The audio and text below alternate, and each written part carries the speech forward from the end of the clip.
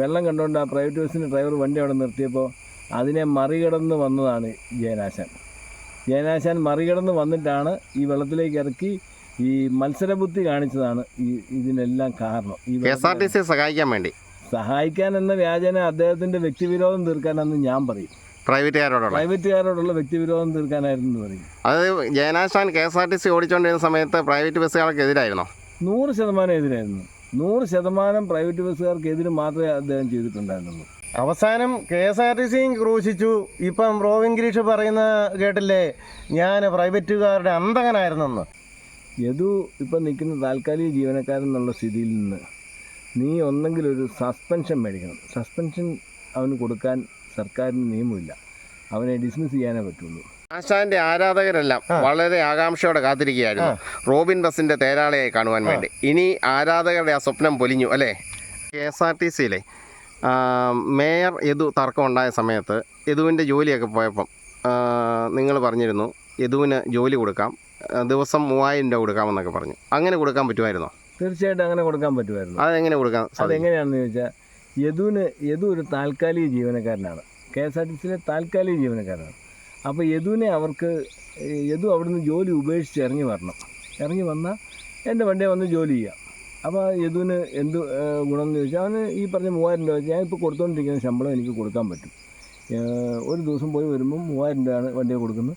ആ ശമ്പളം ഞാൻ കൊടുക്കാം. പക്ഷേ എന്ത് സംഭവിച്ചു? യദുവിനോട് ഞാൻ തന്നെയാണ് പറഞ്ഞത്, യദു നീ ഒരിക്കലും ഇങ്ങനെയല്ല, എന്നോട് ജോലിയല്ല പറയണ്ടേ. യദു ഇപ്പം നിൽക്കുന്ന താൽക്കാലിക ജീവനക്കാരൻ എന്നുള്ള സ്ഥിതിയിൽ നിന്ന് നീ ഒന്നെങ്കിൽ ഒരു സസ്പെൻഷൻ മേടിക്കണം. സസ്പെൻഷൻ അവന് കൊടുക്കാൻ സർക്കാരിന് നിയമമില്ല. അവനെ ഡിസ്മിസ് ചെയ്യാനേ പറ്റുള്ളൂ. അവനെ ചെയ്യാവുന്നത് ഡിസ്മിസ് ചെയ്താൽ നമുക്കതിൻ്റെ പുറകെ കേസിന് പോകാം. എന്നിട്ട് നിനക്ക് പുറത്ത് വന്ന് എൻ്റെ കൂടെ പണിയെടുക്കാം. അല്ലാതെ യദു സസ്പെൻഷൻ കൊടുക്കാൻ പറ്റില്ലാത്തതുകൊണ്ട് ഗവൺമെൻറ് ഡിസ്മിസ് ചെയ്യുന്നുമില്ല. യദു അവിടെ നിന്ന് ഫൈറ്റ് ചെയ്ത് ആ ഫൈറ്റിങ്ങിൽ യദുവിന് ആ ഉണ്ടായ നഷ്ടം സർക്കാരിനോട് മേടിക്കാനേ പറ്റുള്ളൂ. അല്ല എങ്കിൽ ഇത് ഇത്രയും കാലം ചെയ്ത താൽക്കാലിക ജീവനക്കാരൻ്റെ ആ ഒരു എല്ലാ ആനുകൂല്യങ്ങളും കളയും. ആ ആനുകൂല്യം എന്തെങ്കിലും കാലത്ത് നിന്ന് പെർമനൻ്റ് ആകാമെങ്കിൽ അത് കിട്ടാതെ വരും. അതുകൊണ്ട് നീ അവിടുന്ന് ഡിസ്മിസിൽ മേടിച്ചുകൊണ്ട് വാ എന്നാണ് പറഞ്ഞത്. ഇതെല്ലാം കണ്ടിട്ട് ഞങ്ങളുടെ ഒരു സ്വദേശിയായ ജയദീപ്, അതായത് ജയനാശാൻ എന്ന് അറിയപ്പെടുന്ന അദ്ദേഹം കഴിഞ്ഞ ദിവസം ഫേസ്ബുക്കിൽ ഒരു പോസ്റ്റ് ചെയ്തിരുന്നു. റോബിൻ ഗിരീഷിനെ വിളിച്ചു, അപ്പം അദ്ദേഹത്തിന് ജോലി കൊടുക്കാമെന്നൊക്കെ പറഞ്ഞ്. അപ്പോൾ അതിനോടനുബന്ധിച്ച് ഞാനൊരു വീഡിയോയും ചെയ്തിരുന്നു. അപ്പോൾ അതിനെക്കുറിച്ച് എന്താ പറയാനുള്ളത്? തീർച്ചയായിട്ടും ജയനാശാൻ എന്നെ വിളിച്ചിരുന്നു. ഞാനൊരു ദിവസം കൊല്ലം RTA ബോഡി മീറ്റിങ്ങിലിരിക്കുമ്പോഴാണ് വിളിച്ചത്. അപ്പോൾ ഞാൻ സംസാരിച്ച് കഴിഞ്ഞാൽ മീറ്റിങ്ങിലിരിക്കുകയാണ്, നമുക്ക് നേരിട്ട് കാണാം, എന്നിട്ട് നമുക്ക് ആലോചിക്കാം, നമുക്ക് കാര്യങ്ങൾ ചെയ്യാമെന്ന് ഞാൻ ജയനാശാനോട് പറഞ്ഞതാണ്. അപ്പം അത് പുള്ളി ദുർവ്യാഖ്യാനം ചെയ്തിട്ട് ഞാൻ ജോലി കൊടുക്കാമെന്ന് പറഞ്ഞിട്ട് പറഞ്ഞതാണ്. എനിക്കങ്ങനെ ചാടിക്കയറി നമുക്ക് ജോലി കൊടുക്കാൻ പറ്റില്ല. ജയനാശാൻ ഒരു KSRTCയിലെ പെർമനൻറ്റ് സ്റ്റാഫായിരുന്നു. അത് വണ്ടി വെള്ളത്തിലിറക്കിയെന്ന് പറഞ്ഞാൽ ഇവിടെ KSRTC ബസ് എത്രയോ എണ്ണം വെള്ളത്തിലിറക്കുകയും മറ്റ് അപകടങ്ങളിലും പറ്റുന്നുണ്ട്. അവരെ ആരും KSRTC പിരിച്ചു വിടുന്നില്ലല്ലോ. എന്തുകൊണ്ടാണ് ജയനാശാനെ പിരിച്ചു വിട്ടത്? കാരണം ജയനാശാൻ ഒരു സർക്കാർ ജീവനക്കാരൻ ചെയ്യേണ്ട ജോലിയിൽ നിന്ന് വ്യതിചലിച്ച് വേറെ വഴിയിലൂടെ സഞ്ചരിച്ചുകൊണ്ടാണ്. അദ്ദേഹത്തെ പിരിച്ചു വിട്ടിട്ടില്ലെന്നാണ് കേട്ടത്. അതായത് എന്നാണ് ഞാൻ കേട്ടത്. ഗുരുവായൂർ അദ്ദേഹത്തെ വീണ്ടും ജോലിക്ക് എടുത്തിരുന്നു. സസ്പെൻഷൻ 6 മാസമൊക്കെ ഉണ്ടായിരുന്നുള്ളൂ. അതിനുശേഷം ഗുരുവായൂർ വീണ്ടും എടുത്തിരുന്നു. അല്ല, പുള്ളി പറയാത്തൊരു കാര്യമുണ്ട്. സസ്പെൻഡ് ചെയ്താൽ ആ മനുഷ്യന് വേറൊരു ജോലിയിലേക്ക് അവന് പോകത്തില്ല. അവൻ ആ ജോലി നിൽക്കുമ്പം അവൻ്റെ കുടുംബം കഴിയാൻ വേണ്ടി അവൻ്റെ ശമ്പളത്തിൻ്റെ പകുതിയിലധികം തുക എല്ലാ മാസവും അവന് വീട്ടിൽ കിട്ടുമായിരുന്നു. അല്ല, അത് കിട്ടിക്കൊണ്ടിരുന്നത് 6 മാസം കിട്ടിക്കൊണ്ടിരുന്നു. അതിനുശേഷം ഗുരുവായൂരിൽ ഡിപ്പോയിൽ അദ്ദേഹത്തെ ജോലിക്ക് കയറ്റി. പക്ഷേ അദ്ദേഹത്തിന് എന്തോ ഭയമായിരുന്നു. അതിനകത്ത് ജോലി കയറി കഴിഞ്ഞാൽ വീണ്ടും പണി കിട്ടുമോ എന്നുള്ള ഭയത്താൽ അദ്ദേഹം ജോലിക്ക് കയറിയില്ല. അപ്പം ജോലിക്ക് കയറാതെ സർവീസിലുണ്ട്. ജോലിക്ക് കയറാതെ സർവീസിലില്ല, പിരിച്ചു വിട്ടെന്നാണ് എൻ്റെ അറിവ്. പിരിച്ചു വിട്ടെങ്കിൽ അദ്ദേഹത്തിന് വേറെ ജോലിക്ക് പോകാൻ മേലേ? പിരിച്ചു വിട്ടാൽ സുഖമായിട്ട് അദ്ദേഹത്തിന് വേറെ ജോലിക്ക് പോകാം അല്ലേ? പക്ഷേ പിരിച്ചു വിട്ടെന്നാണ് എൻ്റെ അറിവ്. കാരണം ഒരിക്കലും പുള്ളി കാണിച്ച തെറ്റ് പുള്ളി അംഗീകരിക്കണം. ഇപ്പം ഞാനൊരു തെറ്റ് ചെയ്താൽ ഞാനത് അംഗീകരിക്കാൻ പഠിക്കണം. എൻ്റെ കയ്യിൽ നിന്നൊരബദ്ധം പറ്റി, എനിക്കൊരബദ്ധം പറ്റി, ഞാനിങ്ങനെ ചെയ്തു പോയി. അതിനുള്ള പ്രതിവിധി നമുക്ക് എന്തിനും പ്രതിവിധിയുണ്ട്. ആ പ്രതിവിധി ചെയ്യാതെ പുള്ളി വീണ്ടും മറ്റ് കാര്യങ്ങളിലേക്ക് പോയപ്പം പുള്ളിയെ ആരും അത് ആർക്കും സഹിക്കേണ്ട കാര്യമില്ല. പുള്ളിയോട് ഞാൻ പറഞ്ഞിരുന്നു, അന്ന് വിളിച്ചപ്പോൾ ഞാൻ ഇപ്പോഴും ഓർക്കുന്നു, ഞായറാഴ്ച ഞാൻ വീട്ടിലുണ്ട്, വാ നമുക്ക് സംസാരിക്കാമെന്ന് പറഞ്ഞു. ഞാൻ കണ്ടില്ല പിന്നെ പുള്ളിയെ. അദ്ദേഹം പിന്നെ വന്നില്ല. ഈ പൂഞ്ഞാറിൽ വെള്ളക്കെട്ടത്തിലൂടെ വണ്ടി ഓടിച്ചതിൻ്റെ പേരിലാണല്ലോ അദ്ദേഹത്തെ സസ്പെൻഡ് ചെയ്തത്. അപ്പം അതിനെക്കുറിച്ച് എന്തെങ്കിലും അറിയാമോ കാര്യങ്ങൾ? ഞാൻ കൃത്യമായിട്ട് പറയുകയാണ്, പൂഞ്ഞാർ ബസ് സ്റ്റാൻഡിൽ നിന്ന് ഒരു പ്രൈവറ്റ് ബസ്സുമായിട്ട് മത്സരിച്ച് വന്നിട്ട് പൂഞ്ഞാർ പള്ളിയുടെ വാതിക്കൽ ഈ പ്രൈവറ്റ് ബസ് നിർത്തി, ഈ വെള്ളം കണ്ടുകൊണ്ട് ആ പ്രൈവറ്റ് ബസ്സിൻ്റെ ഡ്രൈവർ വണ്ടി അവിടെ നിർത്തിയപ്പോൾ അതിനെ മറികടന്ന് വന്നതാണ് ജയനാശാൻ മറികടന്ന് വന്നിട്ടാണ് ഈ വെള്ളത്തിലേക്ക് ഇറക്കി ഈ മത്സരബുദ്ധി കാണിച്ചതാണ് ഇതിനെല്ലാം കാരണം. ഈ KSRTC സഹായിക്കാൻ എന്ന വ്യാജന അദ്ദേഹത്തിൻ്റെ വ്യക്തിവിരോധം തീർക്കാനെന്ന് ഞാൻ പറയും. പ്രൈവറ്റുകാരോടുള്ള വ്യക്തിവിരോധം തീർക്കാനായിരുന്നു പറയും. അതായത് ജയനാശാൻ KSRTC ഓടിച്ചുകൊണ്ടിരുന്ന സമയത്ത് പ്രൈവറ്റ് ബസ്സുകൾക്ക് എതിരായിരുന്നോ? 100% എതിരായിരുന്നു. 100% പ്രൈവറ്റ് ബസ്സുകാർക്കെതിരെ മാത്രമേ അദ്ദേഹം ചെയ്തിട്ടുണ്ടായിരുന്നുള്ളൂ. അതുകൊണ്ടാണോ ഇപ്പം അദ്ദേഹത്തെ ജോലിക്ക് എടുക്കാൻ ഒരു സംശയദൃഷ്ടിയോടെ നോക്കുന്നത്? എന്താണെന്ന് ചോദിച്ചാൽ, കൃത്യമായ കാര്യങ്ങൾ ചെയ്യാത്തൊരു വ്യക്തിയെ ഞാൻ എൻ്റെ സർവീസിലേക്ക് എടുത്തു വെച്ചാൽ അത് എന്നെയും കൂടെ മോശക്കാരനാക്കി പോകുന്നതാണ് എൻ്റെ അഭിപ്രായം. അതുകൊണ്ടൊന്നൊരു വീണ്ടും ആലോചിക്കണം അല്ലേ? തീർച്ചയായിട്ടും വീണ്ടും വിചാരത്തോടെ തന്നെ ആലോചിച്ച് മാത്രമേ ചെയ്യാൻ പറ്റുള്ളൂ. റോബിൻ ബസ്സുകാരനെ പോയി ഞാൻ കണ്ടിരുന്നു. അപ്പോൾ അദ്ദേഹം നിങ്ങളെ ജോലിക്ക് എടുക്കുന്നതിനെക്കുറിച്ചൊരു സംശയം പറഞ്ഞിട്ടുണ്ട്. അപ്പോൾ നിങ്ങൾ ആ ഭാഗമൊക്കെ കണ്ടല്ലോ. അപ്പോൾ അതിനെക്കുറിച്ച് എന്താ ആശാന പറയാനുള്ളത്? അതായത് ഞാൻ ഗിരീഷ് സാറിനെ വിളിച്ചപ്പോൾ ഗിരീഷ് സാർ പറഞ്ഞു, ഞാൻ തിരുവനന്തപുരത്താണ് ആശാൻ്റെ സുഹൃത്തുക്കളായ ഇന്നാരൊക്കെ ആയിട്ട് ഞാൻ സൗഹൃദ ബന്ധമുണ്ട്. നിങ്ങളുടെ അതിലേ കൂടെ ഞാൻ ഈയിടെ രാമപുരത്തിന് പോകാനൊക്കെ വന്നായിരുന്നു, അന്നേരമൊക്കെ ഞാൻ താങ്കളെ ഓർത്തായിരുന്നു എന്നൊക്കെ പറഞ്ഞു. അപ്പം ഞാൻ ചോദിച്ചു, അപ്പോൾ എന്താ സാറേ ചെയ്യേണ്ടതെന്ന് ചോദിച്ചു. അപ്പോൾ പറഞ്ഞു, ഒരു കുഴപ്പമില്ല, പണി തരാം, ഞാൻ 2 ദിവസം കഴിയുമ്പം വിളിച്ചിട്ട് നമുക്ക് നേരിട്ട് കാണാം എന്ന് പറഞ്ഞു. 2 ദിവസം കഴിഞ്ഞപ്പോൾ ഞാൻ അദ്ദേഹത്തെ വിളിച്ചിട്ട് ഫോൺ എടുക്കുകയില്ല. പിന്നെ അന്ന് ഉച്ച കഴിഞ്ഞ് വീണ്ടും വിളിച്ചു, ഫോൺ എടുക്കുകയില്ല. അപ്പോൾ ഞാൻ വാട്സാപ്പിൽ സന്ദേശം അയച്ചു, സാറേ എപ്പോഴാണ് കാണാൻ പറ്റുന്നത്, എപ്പോഴാണ് എങ്ങനെയായി എന്നൊന്ന് പറയാമോ എന്ന് ചോദിച്ചു. റിപ്ലൈ അദ്ദേഹം തരുന്നില്ല. അത് കഴിഞ്ഞപ്പം അന്ന് വൈകിട്ട് വാർത്ത വന്നു, വണ്ടി നിന്നുപോയി, ഇനി 10-15 ദിവസം കഴിഞ്ഞ് പുതിയ വണ്ടി ഇറങ്ങിയിട്ട് ഓടാൻ പോകുന്നതെന്ന് ഇങ്ങനെ മാധ്യമങ്ങളിൽ കണ്ടു. ഏതായാലും ഇതാണ് കുരുത്തമായി പോയെന്ന് പറയുന്നത്. ഉന്നതമായ ജോലിയിൽ നിന്ന് റിട്ടയർ ചെയ്ത ഒരു KSRTC ഉദ്യോഗസ്ഥൻ ഇന്നലെ വൈകിട്ട് ബൈ ചാൻസിൽ സംസാരിക്കാനിടയായി. അപ്പോഴാണ് അദ്ദേഹം പറഞ്ഞത്, എൻ്റെ പൊന്ന് ജയ, നീ പോകാത്തത് കുരുത്തം കൂടി, നീ നിൻ്റെ ആവേശത്തിന് കയറി ഓടിച്ചേനെയായിരുന്നു. നിനക്കിപ്പോഴും ഗുരുവായൂർ ജോലിയില്ലേ, നിന്നെ പിരിച്ചു വിട്ടിട്ടില്ല. പിരിച്ചു വിടാതെ നീ പ്രൈവറ്റ് ഓടിക്കാൻ പോയായിരുന്നെങ്കിൽ ഊനിമ്മേ കുരുവായി പോയേനെ, കേസും പയ്യാവലികളും പഴയതും മുറുകിയേനെ, വീണ്ടും വേറെ പ്രശ്നങ്ങൾ വന്നേനെ. ഇപ്പം നീ എന്നാ പോകാത്തത് എന്ന് ചോദിച്ചാൽ നിനക്ക് ആൻസർ കാണിക്കാൻ വക്കീൽ ഒരുപാട് ബുദ്ധികൾ പറഞ്ഞു തരും. അതായത് നിനക്ക് ആരോഗ്യ പ്രശ്നം ഉണ്ടായിരുന്നു, നിനക്ക് ഈ പഴയ കേസെല്ലാം വന്നുകൊണ്ട് ഭയമുണ്ടായിരുന്നു, അതുകൊണ്ടാണ് പോകാത്തതെന്ന് പറഞ്ഞാൽ വിഷയം തീർക്കാൻ പറ്റും. പക്ഷേ നീ വേറൊരു പ്രൈവറ്റ് ബസ് ഓടിക്കാൻ പോയി അതിൻ്റെ ഫോട്ടോയും കാര്യങ്ങളും ആരെങ്കിലും എടുത്ത് അത് പബ്ലിഷ് ചെയ്തായിരുന്നെങ്കിൽ നിനക്ക് കൂനുമ്മേ കുരുവെന്ന് പറഞ്ഞ പോലെ പഴയ കേസ് വികൃതമാകുകയും പുതിയ കേസും വന്നേനെ. നീ അപ്പോൾ ഇത്രയും കാലത്തുണ്ടായ ആബ്സെൻ്റ് നിൻ്റെ കുഴപ്പം കൊണ്ട് മാത്രം വന്നതാണെന്ന് കാണിച്ച് ഭീമമായ നഷ്ടത്തിന് പുതിയ കേസ് വന്നേനെയായിരുന്നു. കുരുത്തം എന്ന് പറഞ്ഞുകൊണ്ടാൽ മതി പുള്ളിയെ വിളിച്ചിട്ട് കിട്ടാത്തത്, നീ പോകാത്തതും. അതുകൊണ്ട് നീ ഇനി കൃഷിപ്പണി ചെയ്ത് തന്നെ ജീവിച്ചാൽ മതി എന്ന് പുള്ളിക്കാരൻ പറഞ്ഞു. കേസ് തീരുന്നവരെ, അല്ലേ നിന്നെ പിരിച്ചു വിടണമെന്ന് പറഞ്ഞു. ഇത് നിൻ്റെ കേസ് തീരാതെ നിന്നെ പിരിച്ചു വിടത്തില്ല, കേസ് തീരാനും പോകുന്നില്ല. അപ്പോൾ എൻ്റെ പൊന്നുമാനെ, നീ തെങ്ങ് കയറിയോ കമുക് കയറിയോ കയ്യാലപ്പണി വെച്ചോ ഒക്കെ വീട്ടുകാർ നോക്കി ഇരിക്കുന്നതാണ് ബുദ്ധി എന്ന് പറഞ്ഞു. ഇനി എന്നെ കണ്ടത് കുരുത്തമാന്ന് കൂട്ടിക്കോളാനാ സാറ് പറഞ്ഞു. KSRTCയിലുണ്ടായിരുന്ന പല ആളുകളും പ്രൈവറ്റുകാരുടെ കാശ് വാങ്ങിച്ചുകൊണ്ടാണ് സർവീസ് നടത്തിയിരുന്നത്. അങ്ങനെ ഒരു സംഭവം KSRTC ഉണ്ടായിരുന്നോ? അങ്ങനെ ഒരു സംഭവം ഉണ്ട്. പ്രൈവറ്റുകാരുടെ കയ്യിൽ നിന്ന് ബോട്ടിലും അവരുടെ സൽക്കാരും ഒക്കെ മേടിച്ചിട്ട് അത് കൊടുക്കുന്നവനെ വഴിയിലെ ആൾ മുഴുവൻ പെറുക്കാൻ അനുവദിക്കുകയും കൊടുക്കാത്തവൻ്റെ തലയ്ക്കടിക്കുകയും ചെയ്യുന്ന കണ്ടക്ടർമാരുണ്ടായിരുന്നു. എന്നാലും നിങ്ങൾ അതിൽ നിന്നും തികച്ചും വ്യത്യസ്തനായ ഒരാളാണ്.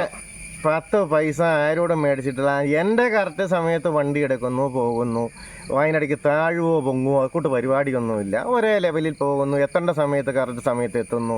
ഇതായിരുന്നു എൻ്റെ പോളിസി. നിങ്ങൾ KSRTCക്ക് വേണ്ടി പണിയെടുത്തു, KSRTCക്ക് വേണ്ടി കറക്റ്റ് സമയത്ത് ഓടി. അവസാനം അല്ലാതെ എനിക്ക് പ്രൈവറ്റുകാരൻ്റെ തലക്കടിക്കേണ്ട കേസും ഇല്ലായിരുന്നു. KSRTCക്കാരൻ്റെ പ്രൈവറ്റുകാരന് വിട്ടുവീഴ്ച ചെയ്യുന്ന പരിപാടി എനിക്കില്ലായിരുന്നു. എൻ്റെ സമയത്ത് ഞാൻ എടുക്കുന്നു, കൃത്യമായി പോകുന്നു, കൃത്യസമയത്ത് എത്തിച്ചേരേണ്ട സമയത്ത് എത്തിച്ചേരുന്നു. പക്ഷേ എൻ്റെ കൂടെ ഓടുന്ന പല കണ്ടക്ടർമാരും അവരുടെ കയ്യിൽ നിന്ന് നക്കാപ്പിച്ച മേടിച്ചിട്ട്, പ്രൈവറ്റുകാരുടെ കയ്യിൽ നിന്ന് നക്കാപ്പിച്ച മേടിച്ചിട്ട് താഴാൻ പറയുകയും ഇനി വിട്ടോ എന്ന് പറയുകയും ഒക്കെ ചെയ്യുമായിരുന്നു. അങ്ങനെയുള്ളവൻ്റെ കൂടെ ഓടാൻ കഴിയാതെ ഷെഡ്യൂൾ മാറുമ്പം ഞാൻ ഇങ്ങനെ അവരുടെ കയ്യിൽ നിന്ന് നക്കാപ്പിച്ച മേടിക്കലാത്തവൻ്റെ കൂടെ ഓടുള്ളായിരുന്നു. അതുപോലെ തന്നെ അങ്ങനെയുള്ളവർ ഇടയ്ക്ക് ലീവൊക്കെ നമ്മുടെ ഷെഡ്യൂളുകാരൻ എടുക്കുമ്പം ആ സമയത്ത് ഇതുപോലെ ഉള്ളവന്മാരെ വരുമ്പം ഞാനും ലീവ് എടുത്ത് മാറുക ചെയ്തിട്ടുണ്ടായിരുന്നു. എന്നായാലും നിങ്ങൾ KSRTCക്ക് വേണ്ടി നിലകൊണ്ടിട്ട് അവസാനം നിങ്ങളെ KSRTC ക്രൂശിച്ചു. അവസാനം KSRTCയും ക്രൂശിച്ചു. ഇപ്പം റോബിൻ ഗിരീഷ് പറയുന്ന കേട്ടില്ലേ, ഞാൻ പ്രൈവറ്റുകാരുടെ അന്തകനായിരുന്നെന്ന്. ഞാൻ അവരുടെ ഞെക്കിക്കൊല്ലാനും പോയിട്ടില്ല, അവർക്ക് അനുകൂലമായി നിന്നിട്ടില്ല, പ്രതികൂലമായി നിന്നിട്ടില്ല. എൻ്റെ സമയത്ത് ഞാൻ എടുത്ത് ഓടുക ചെയ്തു. അത് ഈ പ്രൈവറ്റുകാരുടെ പൈസ വാങ്ങിക്കാത്തതുകൊണ്ട് പറയുന്നതായിരിക്കാം. അങ്ങനെ ആയിരിക്കുകയല്ല, എൻ്റെ കൂടെ ഓടുന്ന കണ്ടക്ടർമാരൊക്കെ ഈ പറഞ്ഞ പോലെ നക്കാപ്പിച്ച മേടിക്കും. ഞാൻ അതിന് കൂട്ടു നിൽക്കുകയില്ലായിരുന്നു. അതായത് മേടിക്കുന്ന പറഞ്ഞത് കൃത്യമായിട്ട് എനിക്കറിയായിരുന്നു. അത് കഴിഞ്ഞ് അവരൊക്കെ എന്നെ സൽക്കാരത്തിന് വിളിക്കുമായിരുന്നു. അവരുടെ നക്കാപ്പിച്ച മേടിച്ചിട്ട് ഞാൻ പറയും, എൻ്റെ പൊന്നു സുഹൃത്തെ, എനിക്ക് നിങ്ങളുടെ സൽക്കാരവും വേണ്ട, എൻ്റെ ഈ പോക്കറ്റിൽ കാശുണ്ട്, ഞാൻ ജോലി കഴിഞ്ഞ് പോകുമ്പം ഞാൻ ഒരെണ്ണം മേടിച്ചുകൊണ്ട് പോയി വീട്ടിൽ ഇരുന്ന് കുടിച്ചോളാം, അല്ല നിങ്ങൾ ഔദാര്യം വേണ്ടാന്നൊരു രീതിയിൽ ഞാൻ എൻ്റെ സുഹൃത്തെ നമ്മുടെ വീട്ടിൽ സാധനം ഇരിപ്പുണ്ട് എന്നൊക്കെ പറഞ്ഞ് ഞാൻ ഒഴിവായി പോകുമായിരുന്നു. പച്ച മലയാളത്തിൽ പറഞ്ഞ പതയടിച്ചാൽ നമ്മൾക്ക് പിന്നെ നമുക്കൊരു സ്റ്റാൻഡില്ലെന്നായി പോകും. നമ്മൾ നമ്മുടേതായ സമയത്ത് ഓടുക, നമ്മുടേതായ സമയത്ത് എത്തുക, ഇതാണ് എൻ്റെ പോളിസി. 6:15 മെഡിക്കൽ കോളേജ് വണ്ടി എടുക്കേണ്ടത് ഞാൻ കൃത്യം 6:15 എടുക്കും. 16 പോവുകയില്ല, 14 പോവുകയില്ല. ആശാന്റെ ആരാധകരെല്ലാം വളരെ ആകാംക്ഷയോടെ കാത്തിരിക്കുകയായിരുന്നു റോബിൻ ബസിന്റെ തേരാളിയായി കാണുവാൻ വേണ്ടി. ഇനി ആരാധകരുടെ ആ സ്വപ്നം പൊലിഞ്ഞു അല്ലേ? അത് പൊലിയാൻ കാരണം എന്തെന്ന് ചോദിച്ചു കഴിഞ്ഞാൽ, എന്നെ പിരിച്ചു വിട്ടിട്ടില്ല. പിരിച്ചു വിടാതെ പ്രൈവറ്റ് വണ്ടി ഓടിക്കാൻ പോയാൽ അത് അവിടെ ആബ്സെൻ്റ് ആയിക്കൊണ്ട് നിന്നിട്ട് ഇവിടെ പ്രൈവറ്റ് വണ്ടി ഓടിക്കുന്നത് ഗുരുതരമായ ക്രമക്കേടാണെന്ന് ഇന്നലെ കണ്ട KSRTC ഉന്നത സ്ഥാനത്തിരുന്ന് വിരമിച്ച അദ്ദേഹം എനിക്ക് പറഞ്ഞു തന്നു. അതുകൊണ്ട് ഗിരീഷിൻ്റെ വണ്ടിയിൽ നിന്നല്ല, എനിക്ക് ഒരു വണ്ടിയിലും പിരിച്ചു വിടാതെ ഇനി പോക്ക് നടക്കുകയില്ല. അത് അദ്ദേഹത്തെ കാണുകയും അദ്ദേഹം പറയാനുണ്ടായ സന്ദർഭവും അപ്രതീക്ഷിതമായി ഉണ്ടായതിൻ്റെ ഗുരുത്വത്തിനാണ് ഞാൻ കൂട്ടുന്നു. ഈ യദുവിൻ്റെ കാര്യത്തിൽ ഗിരീഷ് പറഞ്ഞേക്കുന്ന കാര്യങ്ങൾ ശരിയാണോ? അത് ശരിയാണെന്നാണ് എനിക്ക് മനസ്സിലായത്. ഇന്നലെ ആ KSRTC വിരമിച്ച ഉന്നത ഉദ്യോഗസ്ഥൻ എന്നോട് പറഞ്ഞത് പ്രകാരം പിരിച്ച് വിടാതെ പ്രൈവറ്റ് ഓടിക്കാൻ പോയാൽ വേറെ ഗുരുതരമായ പ്രശ്നങ്ങളും കുറ്റങ്ങളും ആകും. പിരിച്ച് അവർ വിടാതെ വെച്ചുകൊണ്ടിരിക്കുന്ന എന്നാണെന്നറിയോ, ഇവൻ വേറെ ഒന്നും ഓടിക്കാൻ പോകാതെ ദാരിദ്ര്യം മൂത്ത് ഇവൻ വളരെയധികം കഷ്ടപ്പെടട്ടെ എന്നോർത്താണ് പിരിച്ചു വിടാതെ ഇരിക്കുന്നത്. അത് ഇത് പറയുന്നുണ്ടല്ലോ, എന്നെ ഒന്ന് പിരിച്ചു വിട്ടതാ അല്ലേ എടുക്ക് എന്ന് പറയുന്നുണ്ടല്ലോ. ഇത് പിരിച്ചു വിടുന്നുമില്ല, എടുക്കുന്നുമില്ല. അതിന് കേസ് ഇതാണ്, ബിജു പുള്ളിക്ക് വേറെ പണിക്ക് പോകത്തില്ല, പോയാൽ വേറെ പണിയാകും. KSRTC പക തീർക്കുകയാണല്ലേ? പക തീർക്കുകയാണ്. ശരിക്കും ദാരിദ്ര്യം അനുഭവിച്ചോട്ടെ എന്നും കൊണ്ട് പക തീർക്കുന്നതാണ്. പുള്ളിയെ പിരിച്ചും വിടുന്നില്ല, എടുക്കുന്നുമില്ലായിരിക്കുന്നു. അപ്പോൾ കോടതിയിൽ പോയി കഴിയുമ്പം അനുകൂലമായ വിധി കിട്ടാൻ സാധ്യതയുണ്ടോ? കോടതിയിൽ പോയി അതൊക്കെ വിധിയാകണേ കാലങ്ങൾ എടുക്കുകയല്ലേ സുഹൃത്തെ. ആശാന്റെ കേസ് എത്ര നാളെടുക്കും വിധിയാകണമെങ്കിൽ? എൻ്റെ കേസ് ഞാൻ മരിച്ചു കഴിഞ്ഞ് ചിലപ്പോൾ 10 കൊല്ലോടെ എടുക്കുമായിരിക്കും. അതെന്നെ ആശാനെ അങ്ങനെ പറഞ്ഞേ? എങ്ങനെ പറഞ്ഞു? ഈ മരിച്ചു കഴിഞ്ഞിട്ട് 10 വർഷം കഴിഞ്ഞേ കിട്ടത്തുള്ളൂ എന്ന് പറഞ്ഞേ? സുഹൃത്തെ, എനിക്കിപ്പോൾ 50 വയസ്സായി. ഒരു 80 വയസ്സായുസ് പിന്നെ വേറെ അപകടമോ അനർത്ഥമോ രോഗമോ ഒന്നും വന്നില്ലെങ്കിൽ തന്നെ കൂട്ടുക. ഇത് എന്ന് വെച്ചാൽ 30 കൊല്ലം, ഇത് 40 കൊല്ലം ആയാലും അത് തീരുകയില്ല. കേസ് തീരുകയില്ല. അന്നേരം എങ്ങനെ നീതി കിട്ടും? നീതി സ്വർഗരാജ്യത്തിൽ ചെല്ലുമ്പോൾ യേശു ക്രിസ്തു തരും. അപ്പം ഇതുകൊണ്ടൊക്കെയാണോ ഈ KSRTC മുടിഞ്ഞു പോയത്? സത്യമായിട്ടും തൊഴിലാളികളുടെ പ്രാക്ക് ഏറ്റവും കിട്ടുന്നൊരു പ്രസ്ഥാനമാണത്. കാരണം അവർ തൊഴിലാളികളുടെ തന്നെയല്ലല്ലോ, യാത്രക്കാരുടെയും തൊഴിലാളികളുടെയും നാട്ടുകാരുടെയും എല്ലാം പ്രാക്ക് കിട്ടുന്ന ഒരു സംഭവമാണ്. കാരണം തൊഴിലാളികളെ കൊണ്ട് പണിയിച്ചിട്ട് അവർക്ക് പൈസ കൊടുക്കാനില്ല. ഈ കളക്ഷൻ കാശ് എന്ത് ചെയ്യും? എന്നിട്ട് പിന്നെ ഓരോ മാസവും 30 കോടിയും 100 കോടിയും കടമെടുത്ത് കൊടുക്കുന്നു. എനിക്ക് ജോലി കിട്ടുമ്പോൾ 260 240 കിലോമീറ്റർ ഓടിച്ച ഡബിൾ ഡ്യൂട്ടിയായിരുന്നു. അത് 3-4 കൊല്ലം കഴിഞ്ഞപ്പോൾ 300 ആക്കി, 360 ആക്കി, പിന്നെ 420 ആക്കി. ഇപ്പം 550 കിലോമീറ്റർ ഓടിച്ചാലേ ഡബിൾ ഡ്യൂട്ടി കിട്ടുള്ളൂ. ഓൾ ഡ്യൂട്ടിക്ക് എന്നാ കിട്ടും? ഒരു ഡ്യൂട്ടിക്ക് ഇപ്പം നമ്മുടെ കേസ് കേട്ടെന്ന് പറയുമ്പം PSC അല്ലേ, PSCന്ന് നമുക്ക് ചിന്തിക്കുമ്പോൾ ഒരു മാസം 10.5 ദിവസം പോയാൽ മതി. 10.5 ദിവസം പോകുമ്പോൾ 35,000 രൂപ കിട്ടും. അത് ബാക്കി ലീവും പബ്ലിക് ഹോളിഡേ ഒക്കെ എടുത്തിട്ട് നമ്മുടെ അറ്റൻഡൻസ് ഫില്ല് ചെയ്ത് കഴിയുമ്പം, അപ്പോൾ 10.5 ദിവസം പോയാൽ മതി. 35 രൂപ കിട്ടുമ്പം നമുക്ക് 3,500 രൂപയോളം കിട്ടുന്നുണ്ടായിരുന്നു 2 ഡ്യൂട്ടിക്ക്. ഈ 10.5 ദിവസത്തിൽ കൂടുതൽ ഡ്യൂട്ടി ചെയ്യാൻ പറ്റുമോ? അത് കിട്ടിയ റെഡി കാശായിട്ട് ഇപ്പം യദുവിന് കിട്ടുന്ന പോലെ നമുക്ക് 700 രൂപ റെഡി പൈസ കിട്ടുമായിരുന്നു. അങ്ങനെ കിട്ടത്തുള്ളൂ? അങ്ങനെ കിട്ടും. ശമ്പളമായിട്ടാണ് ഈ 35,000 രൂപ. ശമ്പളമായിട്ടാണ് 10.5 ദിവസം ഡബിൾ ഡ്യൂട്ടി ചെയ്താൽ 35 രൂപ കിട്ടുന്നു. സിംഗിൾ ഡ്യൂട്ടി ചെയ്യുകയാണെങ്കിലോ? സിംഗിൾ ഡ്യൂട്ടി ചെയ്യുകയാണെങ്കിൽ 22 ദിവസം ചെയ്യണം. 22 ദിവസം ചെയ്യണം. 21 ദിവസം ചെയ്യണം. സിംഗിൾ ഡ്യൂട്ടി ആണെങ്കിൽ ഒരു മാസം 21 ദിവസം ചെയ്യണം. ആശാൻ ഈ കേസിന് വേണ്ടി ലക്ഷങ്ങൾ ചെലവഴിച്ചതായിട്ടാണ് കഴിഞ്ഞ ദിവസങ്ങളൊക്കെ പറഞ്ഞത്. അതെ. അപ്പോൾ അതിന് ആശാന് വേദനയൊന്നുമില്ലേ? ഒരു വേദനയില്ല പാർട്ടി. കാരണം അന്ന് 12:30 പൂഞ്ഞാർ പള്ളിയുടെ മുൻപിൽ വെച്ച് എനിക്ക് ഈ സംഭവം ഉണ്ടായപ്പോൾ 12:30 കൂട്ടിക്കലിൽ ഒരു കുടുംബം മൊത്തത്തോടെ ഒരു വീടോടെ ആറ്റിലേക്ക് മറിഞ്ഞ് ആ വീട്ടിലെ 7 പേര് അന്ന് മരിച്ചു പോയതാണ് ആ സമയത്ത്. ഇതിപ്പം പാർട്ടി നമ്മുടെ ഇച്ചിരി രൂപ പോയെന്നല്ലേ ഉള്ളൂ. ഈ രൂപ ആരുണ്ടാക്കിയതാ? ഞാനായിട്ട് 10 പൈസ ഉണ്ടാക്കിയിട്ടില്ല. എൻ്റെ വല്യപ്പനായിട്ട് സ്വത്തുക്കൾ അപ്പന് കൊടുത്തു. അപ്പനും യഥേഷ്ടം അത് കൂട്ടെടുത്ത് വിറ്റ് പുട്ടടിച്ചു. ഇനി യഥേഷ്ടം കിടപ്പുണ്ട്. ഞാനും അതുകൂട്ട് ഒരിച്ചിരി വിറ്റ ഇതെല്ലാം തീർന്ന് എനിക്ക് മുടുമുടക്കാനായിട്ട് ജീവിക്കാനുള്ള സെറ്റപ്പ് പിന്നെയും ബാക്കി കിടപ്പുണ്ട്. ജോലിയുള്ള സമയത്ത് ധാരാളം പൈസ കിട്ടി. അതുകൊണ്ട് വീട് വാങ്ങിക്കോ അല്ലെങ്കിൽ സ്ഥലം വാങ്ങിക്കുകയോ ഒക്കെ ചെയ്തോ? അതേപ്പറ്റി പറയുമ്പം എനിക്ക് 1 രൂപ KSRTCന്ന് വരുമാനമായിട്ട് കിട്ടിയിട്ടില്ല. എന്തെന്ന് ചോദിച്ചാൽ ഈ മനുഷ്യൻ്റെ ഇടപാട് തീരുന്ന ഈ പണി കഴിഞ്ഞാൽ പിറ്റേ ദിവസം ആ ക്ഷീണം മാറാൻ അതിനേറെ കാശ് നമ്മൾ ഭക്ഷണങ്ങളായും പാനീയങ്ങളായും കഴിച്ച് പോയാലേ നമ്മുടെ ജീവൻ പിടിച്ചു നിൽക്കാൻ പറ്റുള്ളൂ. ഇല്ല കിഡ്നി സ്റ്റോണ്, ബ്ലാഡർ സ്റ്റോൺ എല്ലാം വരും. അതുകൊണ്ട് എനിക്ക് കോട്ടമല്ലാതെ 12 ലക്ഷം രൂപയും 12 വർഷവും പോയതല്ലാതെ അതിൽ നിന്നൊന്നും കിട്ടിയിട്ടില്ല. PF പൈസ കിട്ടുമോ? ഒരു പൈസയും കിട്ടാൻ പോകുന്നില്ല. അത് ഞാൻ പ്രതീക്ഷിക്കുന്നുമില്ല. ഇപ്പോൾ ഈ സസ്പെൻഷൻ കാലാവധി കാലത്ത് പകുതി ശമ്പളം കൊടുക്കണമെന്നാണല്ലോ നിയമം. അത് തരാതിരിക്കാൻ വേണ്ടിയാണോ വീണ്ടും നിങ്ങളെ ജോലിയിലേക്ക് തിരിച്ചു കയറ്റിയതായിട്ട് അറിയിപ്പ് വന്നേ? അത് തരാതിരിക്കാനാണ് തിരിച്ചങ്ങനെ എടുക്കുന്നത്. അത് സബ്സ്റ്റിറ്റ്യൂട്ടറി അലവൻസ് എന്ന് പറയും.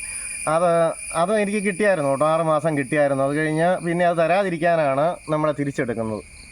അപ്പം തിരിച്ചെടുത്തിട്ട് ജോലിക്ക് കയറാത്തത് കൊണ്ട് ശമ്പളവും ഇല്ല, പെൻഷനും ഇല്ല, ഒന്നും വേണ്ടതാനും. അപ്പോൾ ഇനി എങ്ങനെ ജീവിക്കും? സുഹൃത്തെ, ഞാൻ പറഞ്ഞില്ലേ, വീണ്ടും ഒരു തനിയാവർത്തനം നടത്തണോ?